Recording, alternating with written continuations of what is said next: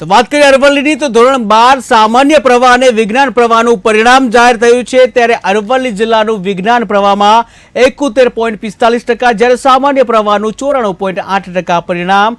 મોડાસાની સરસ્વતી વિદ્યાલય જ્યાં 84.15% સામાન્ય પ્રવાહ કે જ્યાં સરસ્વતી વિદ્યાલયનું 70.49% વિજ્ઞાન પ્રવાહનું પરિણામ। ત્યારે વિજ્ઞાન પ્રવાહમાં પ્રથમ જે પ્રીચ જોશી 82.92 પરિણામ સાથે પ્રથમ।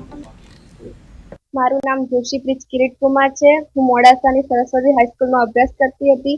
આજે મારા ધોરણ 12 સાયન્સનું રિઝલ્ટ જાહેર થયું। એમાં મેં 650માંથી 539 ગુણ પ્રાપ્ત કર્યા છે।